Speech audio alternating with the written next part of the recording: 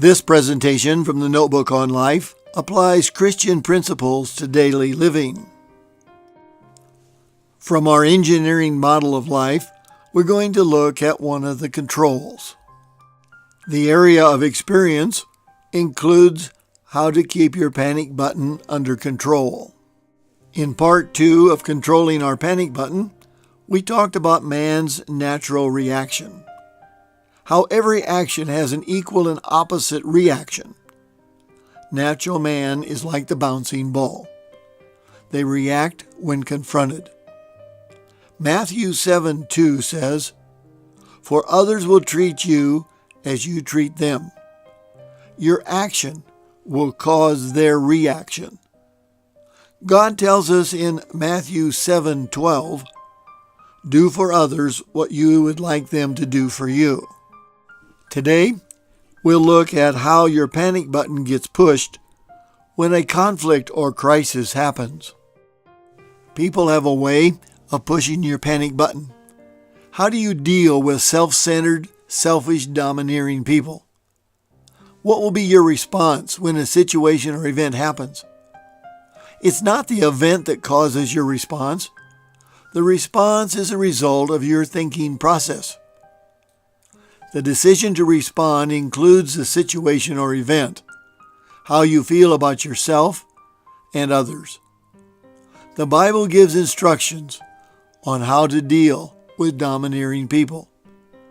Proverbs 15:1 says, "A gentle answer turns away wrath, but harsh words stir up anger." Philippians 2:4 tells us to think about others as well as yourself before you respond. And Philippians 4:8 says, "Fix your thoughts on what is true, good, and right." You need to have the right thinking process if you are going to respond appropriately. The conflict or crisis starts with a disrupted expectation. A disrupted expectation can be almost anything. It does not have to be the result of an unfulfilled obligation. It could be a hidden expectation. Example, he says, "It appears that you're mad at me. What did I do?" "Well, if you don't know, I'm not going to tell you." Did he forget a birthday or anniversary? The disrupted expectation may create the feeling of rejection. The love of self instinctively reacts and protects us against any threat. We become the bouncing ball when justifying our actions. The question is, what are you going to do about it? It's decision time. There are 3 basic ways you can respond: avoidance, aggressive, and appropriate. How quickly finger-pointing causes conflict. The path that you will take will determine the outcome of the conflict. The first question is this a minor or major offense? So why do you squeeze the toothpaste in the middle? For some people, squeezing the toothpaste in the middle is a major offense. We find that 2 of the 3 decision paths push our panic button. Even though we may choose the conflict avoidance approach and do nothing, our panic button gets pushed on the inside, setting off a chain reaction. What happens when we choose conflict avoidance? You may feel helpless, exploited, angry, or disappointed. Where do we find conflict avoidance people in the Bible? Both Abraham and Isaac were prone to conflict avoidance. In Genesis 12:13, and again in Genesis 22, Abraham said Sarah was his sister to avoid a possible conflict. Isaac did the same thing in Genesis 26:7. These events caused more conflict. Will squeezing the toothpaste cause more conflict? Maybe it's just a personal preference. Would you rather squeeze the toothpaste from the bottom? What are some of the traps that cause one to become conflict avoidant? When you avoid confronting an issue, is it because you are overly concerned about hurting someone else's feelings? Do you have a signed contract in your head that says you must have the same feelings and wants as someone else, and that it's all your fault if you don't? Maybe you feel threatened. You feel that you have no choice other than to comply. The other person is more domineering. Do you try to get the other person to withdraw through manipulation? All of these traps are caused by irrational thinking. Dr. Arthur Lang, in his book The Assertive Option, coined the word awfulizing, meaning catastrophic failure. This thought process invented Murphy's Law, which states anything that can go wrong will go wrong at the most critical time, causing the greatest damage. Awfulizing causes individuals to find all the potential and theoretical problems. Abraham had a case of awfulizing in Genesis 12, verses 11 through 13, where he asked his wife to say she was his sister. Then in 1 Kings 18 and 19, Elijah felt afraid, depressed, and abandoned. Proverbs 22:13 talks about being afraid to go outside because I might see a lion in the street and be killed. When was the last time you saw a lion in the street? In Mark 4:37 through 40, the disciples were in a boat when a storm came up and they were afraid. Mark 4:37 through 40 gives us insight into their irrational thinking. We find trigger words that could evoke an emotional response. Words like, "Don't you even care?" The disciples woke Jesus, who was asleep in the back of the boat, with these words. When the storms of life rage, what are your first thoughts? Are they, "What about me?" Fear of loss of life can cause irrational thinking. Did the disciples really fear that Jesus no longer cared? You can get trapped by trigger words as well. Phrases like, "If you really love me, you'll do what I want." Your panic button can be pushed by trigger words. Trigger words project awfulizing and potential rejection if you don't do what they ask. When faced with the prospect of being rejected, we often see ourselves as helpless victims with no recourse other than to passively accept the demands of the other person. Once trapped, irrational thinking causes a mistaken sense of responsibility. It's all my fault, and we are overly concerned about how others will feel. Phrases like, "This would not have happened if I had only," enter our thought process. All of these thoughts are irrational. If you choose this way of thinking, it puts you in an inferior position. You've made yourself less than the other person.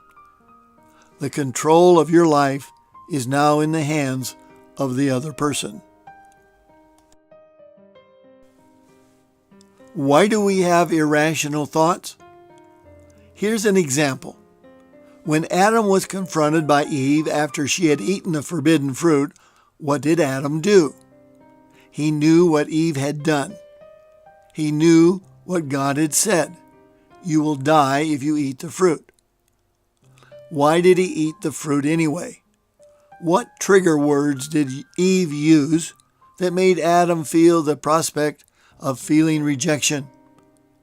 We do not know what she said. Maybe she said, "If you love me, you will eat it." When God gave Eve to Adam in Genesis 2:23, he felt total love for her. Adam is now faced with the choice of rejecting or accepting Eve's offer. What was Adam thinking? Was it, if I don't eat it, she'll think I don't love her? Did he fear that Eve would reject him? We know Adam pushed the conflict avoidant button and ate it. Then we find in Genesis 3:12 that Adam's irrational thinking continued when God confronted Adam for eating the fruit. He shifted from a mistaken sense of responsibility to a lack of responsibility in that he said, "But it was the woman that gave me the fruit." What did he mean by that? Was it, if you had not given her to me, this would not have happened? It's not my fault, and shifted the responsibility to God. Again, we see the fear of rejection, afraid of what God would say because of not obeying the command. Until we can learn to stop our irrational thinking, we'll get trapped into pushing our panic button. Before becoming conflict avoidant, take a deep breath, check your emotions, and think, am I feeling rejection or fear? The root cause of irrational thinking comes from fear. Fear is that roaring lion in the street. Fear of meeting the lion is worse than seeing the lion. The same is true with fear of rejection. It is worse than the rejection itself. Those who prefer conflict avoidance rather than solving the conflict have a tendency to be what we call gunny sackers. They take all of the hurts and feelings and stick them in a gunny sack. Then they carry them over their shoulder.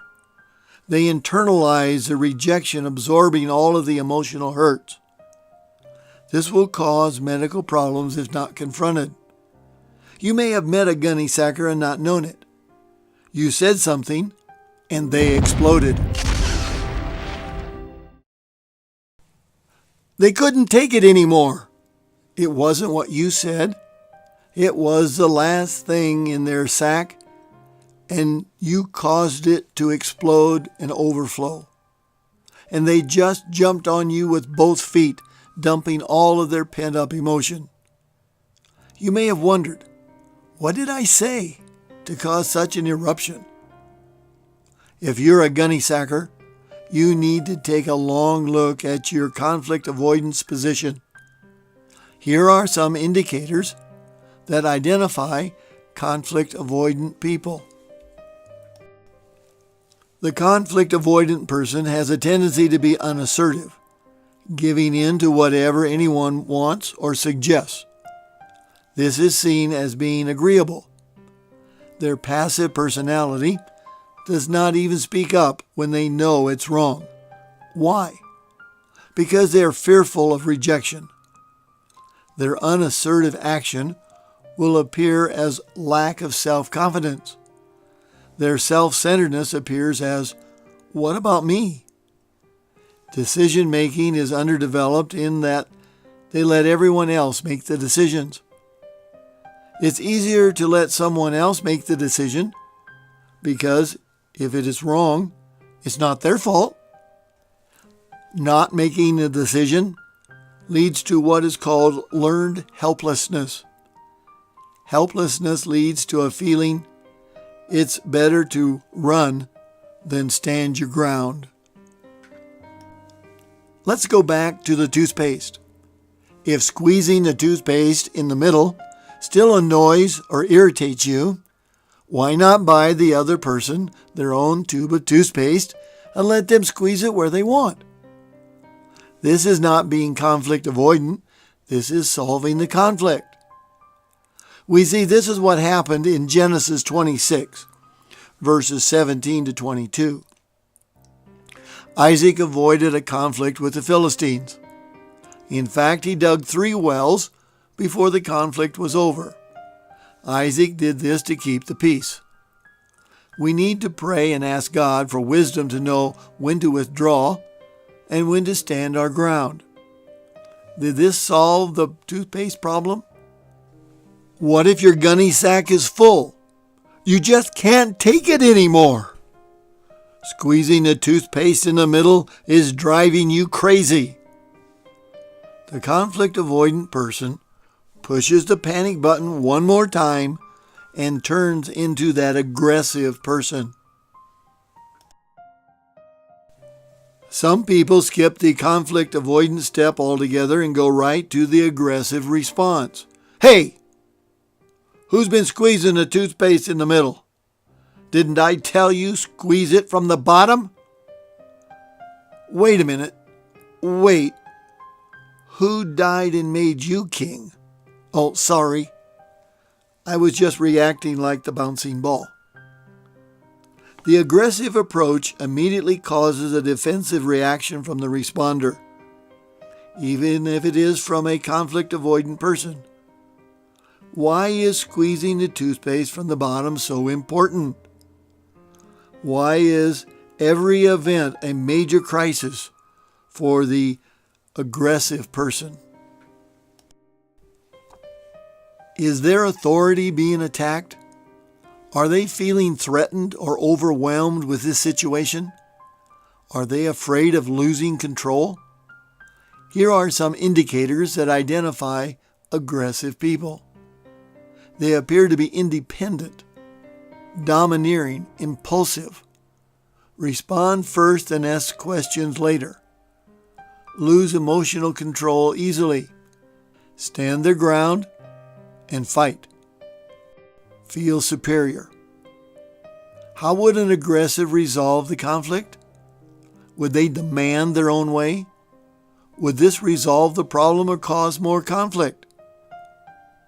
These indicators are, to the most part, opposite of the conflict avoidant person.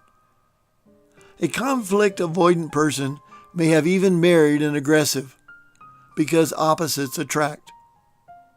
Aggressive behavior shows irrational thinking as well. Children respond on impulse. Mothers know the cry for food and the cry for mad. As we grow up, we find that bullies want to fight and overpower you to get what they want. Adults are not much different. They've just learned to control their actions. There are examples of aggressive people in the Bible. Moses jumped into the fight to defend a Hebrew slave in Exodus 2:12. The amazing thing about the change in Moses' character is not that he stopped reacting, but that he learned to react correctly. We find a disciple, most likely Peter, responding on impulse in the garden, where he cut off the ear of the high priest's servant in Matthew 26:51. Not being able to get what they want, or being forced to do something they don't want to do, makes them feel vulnerable and sets off their irrational thinking. The underlying cause is fear. Fear of losing control. There's that word again, fear. Fear in the aggressive person appears as anger, and anger is only one letter short of danger. In J.E. Jones's book, Dealing with Another's Anger, he shows a 4-step model of anger. The first step is a memory of a traumatic event. This can trigger the cycle. The second step is an assumption about the possible danger or threat. The third stage is entered when we find ourselves powerless to handle the threat. Then anger occurs as a defensive mechanism to protect ourselves or our position. For some, anger is an instinctive reaction, where others come to a slow boil before eruption occurs. Anger which is not outwardly expressed by actions leads to another type of irrational thinking. Shoulding on people. Have you ever shoulded on somebody? This irrational thought process starts with the phrase, you should have, they should have, you need to, you ought to, they ought to, etc. Hidden expectations comes to the surface with words like, why should I have to tell him to take out the garbage? He should know. Why should I have to tell her what I want? If she really cared about me, she'd know and do it without my asking. Did you catch the trigger words? If she really cared?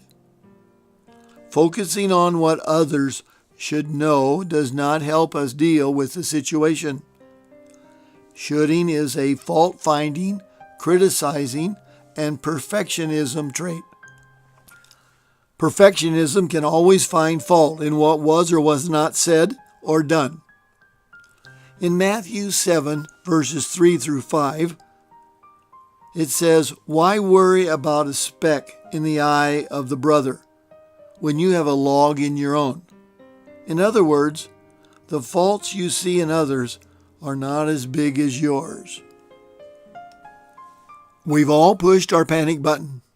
Depending on the situation, we have either been conflict avoidant or we have stood our ground and fought back. After the event was over, have you ever wanted to take back your words or actions? Was there a better way to respond? The conflict avoidant person bought a tube of toothpaste and solved the problem, yet may still be carrying a grudge. The aggressive person demanded their own way, and the other person now feels offended. The conflict remains unresolved. The third alternative solution is found in Matthew 18:15. It says, if you have something against a friend, go to him in private and reconcile your differences. The Bible says not to avoid the conflict, but to resolve it. Ephesians 4:26 tells us to confront the issue as quickly as possible. Then in Galatians 6, verses 1 and 2, it says, confront in a gentle and humble manner. You may be the one to cause the disrupted expectation next time. Question: would your attitude change if you saw this situation as an assignment from God for you to learn new skills? Have you ever counted how many times the word mercy appears in the Bible? I've counted 93 times, and then I may have missed a few. What do we know about the word mercy? It is showing compassion or forgiveness, unmerited favor. Ever done a word study on the word mercy? If you were to look up the 93 verses in which the word mercy appears, you'd start to get an understanding of what God has done for us through Jesus Christ. In the light of God showing us mercy, our actions and feeling towards others about squeezing the toothpaste in the middle seem shameful. Colossians 3:13 says, be gentle and ready to forgive. Never hold a grudge. Remember, the Lord forgave you, so you must forgive others for their actions. We must make allowances and show patience. Remember, God's not finished with you yet, and He's not finished with others either. The appropriate method to handling a conflict or crisis is to communicate in an honest, direct manner. The next time a conflict or crisis happens, just remember, it's nothing more than toothpaste. In part 4 of Controlling Your Panic Button, we'll look at the tools that will help us to take the appropriate action and keep us from pushing our panic button.